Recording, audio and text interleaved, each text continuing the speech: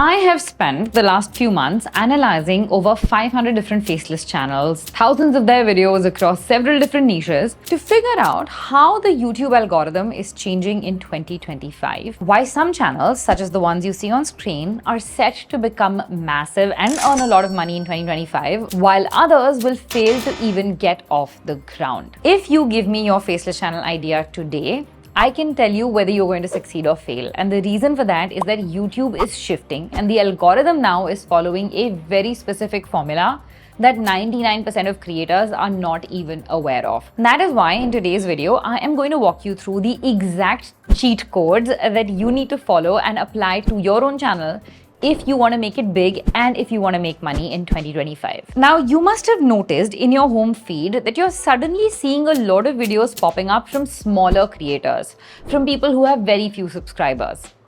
This, my friend, is not by accident. YouTube is intentionally promoting smaller channels. Todd Opry, who's the head of YouTube's discovery team, recently said this. We have a team that is specifically focused on this challenge of trying to identify audiences for creators that are just getting started. So clearly, YouTube wants smaller channels to grow. And that shift is already happening. We can see it with our own eyes. Channels like AI Profit Mentor have reached 27,000 subscribers with just 16 uploads. Then there is C7L, who has managed to gain 86,000 subscribers with just a few uploads. Other channels like 10x Income, Easy Actually, Super Prime are all examples of this shift. All have been able to monetize and achieve steady viewership without hundreds of uploads. And if you look closely, there is a pattern here. These are not just random channels. YouTube is not just pushing out every small channel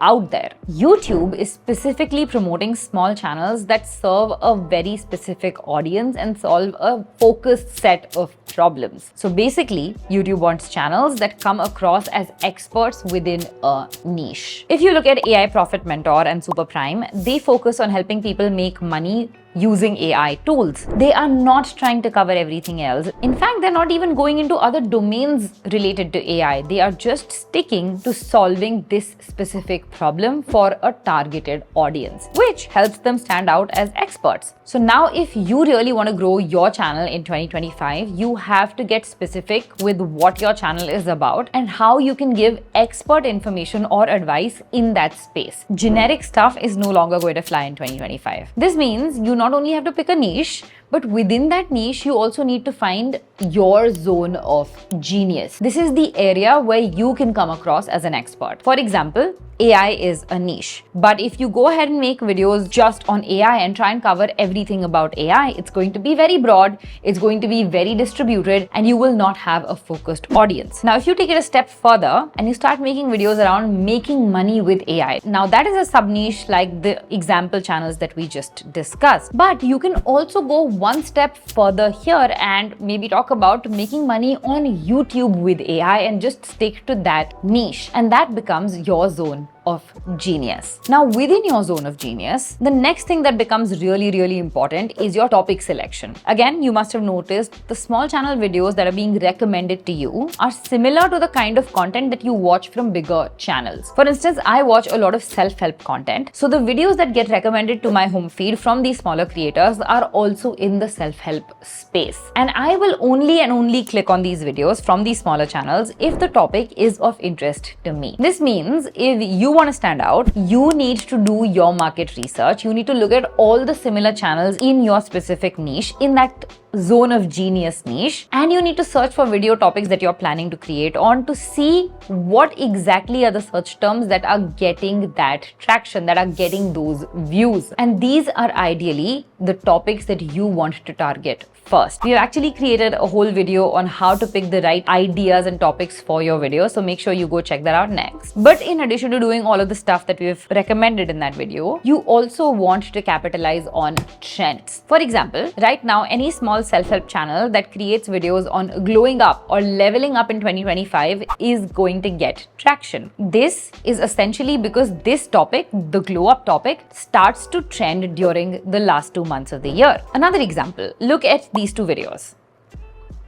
The reason that both of them are racking up millions of views is because in September of 2023, there was a massive trend on YouTube around creating bulk shorts in minutes. People wanted to know how to do this. So videos on this topic were going viral, with viewers watching any content that showed them how to replicate this process. Even we jumped on this trend and we got 1 million views on that video. This strategy is called trend jacking. Basically, when you spot a trend that's getting ton of views, that tons of creators are creating videos on, you also hop on it, you create a video on that topic to capture some of that interest. The only thing that you need to keep in mind is that the trend should be relevant to the niche that you're creating your content in, and that you're not blindly jumping on trends just because something is trending, you're making a video on it, even if your channel is not remotely about that subject. So if I, as a self-help creator, started creating videos on 100 YouTube shorts in 10 minutes, that would probably not work for my channel. Just an example. But you really do want to hop on trends because competition is increasing. It's skyrocketing, in fact. And in 2025, trend jacking will really help you stay relevant and attract new viewers quickly if you do it right, provided you spend enough time on the packaging of your video. Now, packaging has been a huge deal in this past year. We have spoken about it multiple times, and it continues to be a huge deal in 2025. Why? Because your title and your thumbnail, which comprise your packaging, determine if someone clicks on the video. You could have created the best video on how to glow up in 2025, but if your packaging looks like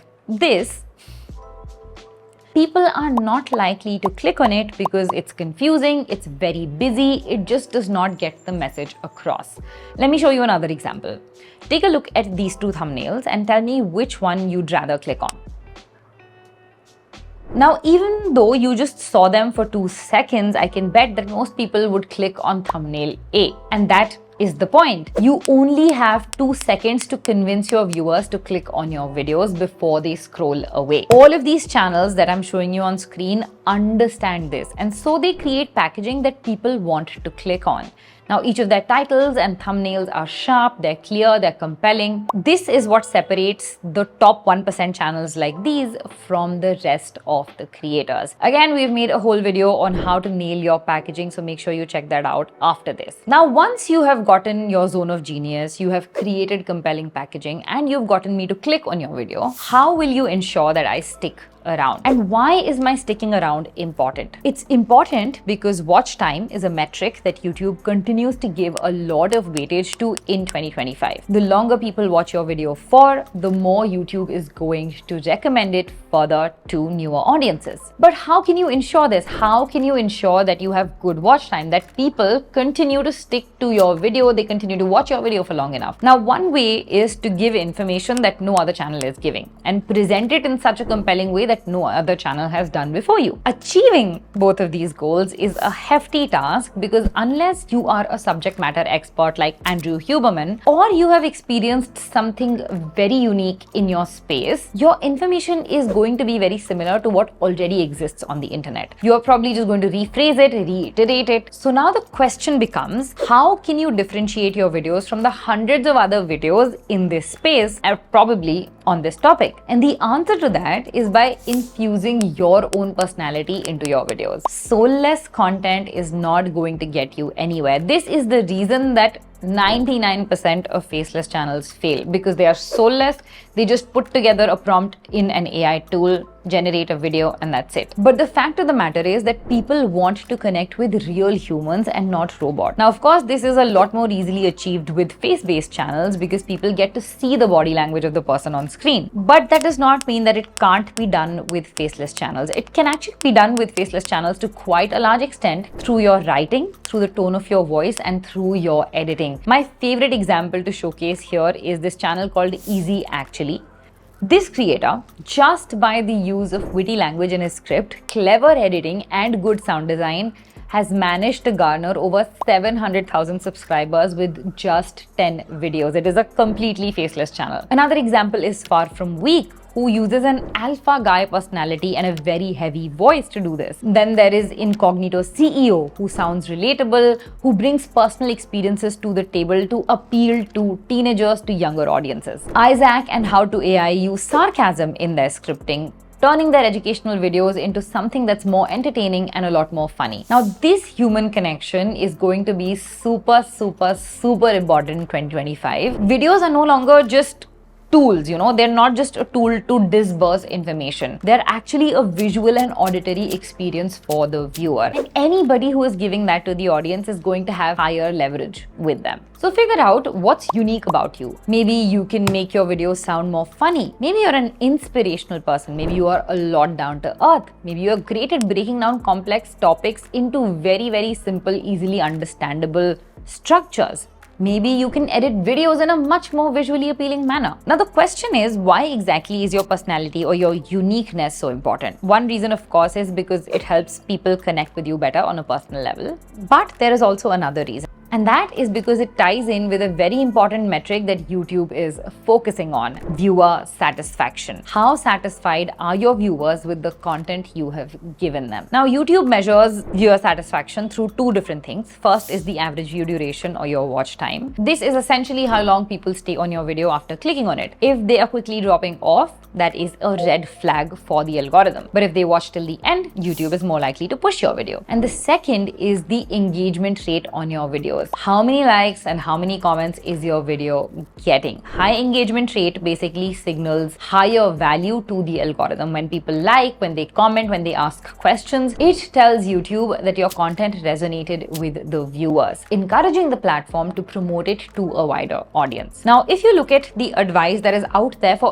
Instagram growth, people often talk about creating content that generates a specific response from the viewer. So you will either create content that generates a lot of likes, or you'll create content that generates a lot of shares, shareable content, or you will create content that generates a lot of comments, which is engagement. And a typical Instagram creator, in order to succeed, is required to create content that achieves all of these different parameters. That's how you grow. And now it looks like you need to have a similar approach or a similar strategy on YouTube as well. But you need, more than anything else, to create content that makes viewers stick around long enough and engage with your content through likes and through comments. Now, for the sticking around part, a simple rule of thumb is to follow a 3-minute strategy. Basically, divide your entire video into 3-minute increments, and then at those 3-minute marks, introduce a surprise element or a wow moment that basically brings the viewer's attention back to the video, because within 3 minutes is when they start to drift off. This is the strategy that Mr. Beast actually follows in his videos. And to make viewers comment more and like your video more, you can actually have direct call to actions in your video. Just ask them to give this video a thumbs up. You can make it a challenge, like, if this video gets 100 likes, I am going to do XYZ. You can ask them to leave a comment as a challenge. For example, on my own channel, in videos where I tell people to do something or where they're required to do something in a specific time frame, I ask them, if they're in, comment with "I'm in."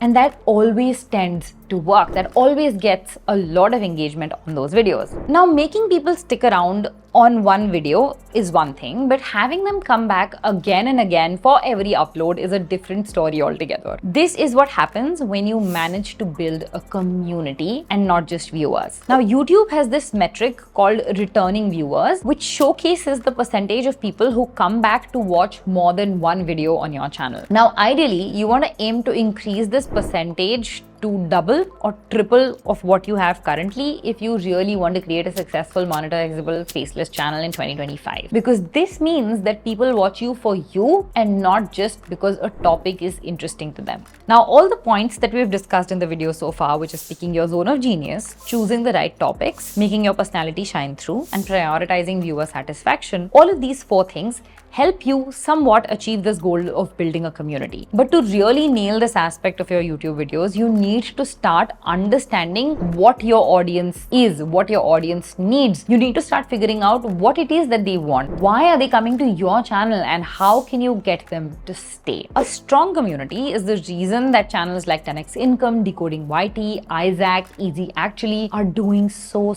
well. They have managed to make people care about them instead of just their videos. And this happens through a mix of a couple of different things. One is creating top quality content, both in terms of information and presentation. Second is providing extra support to your community outside of your YouTube videos. You can do this on YouTube itself through your community tab, or you can do this like 10x income and create a separate community outside of YouTube. And thirdly, you do this by consistently staying on your audience's radar. We have time and again heard that attention spans are dropping, right? So let's say that you post consistently for 6 months and you build this community of followers who are excited to see your videos every week, and then you stop posting. They will go somewhere else. They will start watching somebody else's video. And then if you decide to come back 1 year later, you are not going to have the same community. You are not going to have the same engaged audience.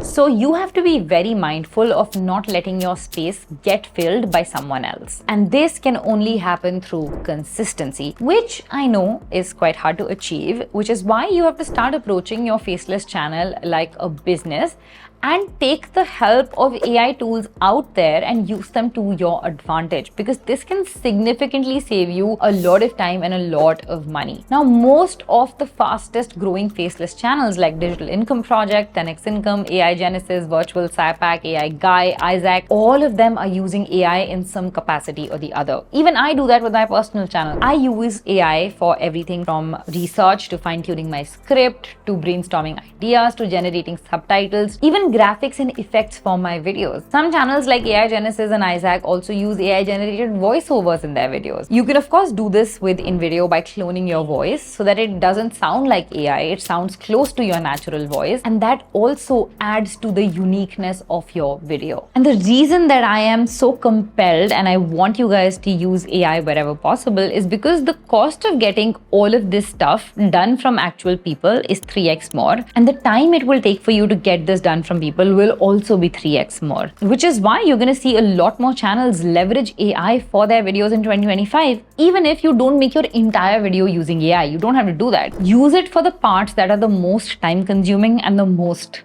costly. And no, it is not going to affect your monetization. I don't know how many times I have to repeat this like a parrot.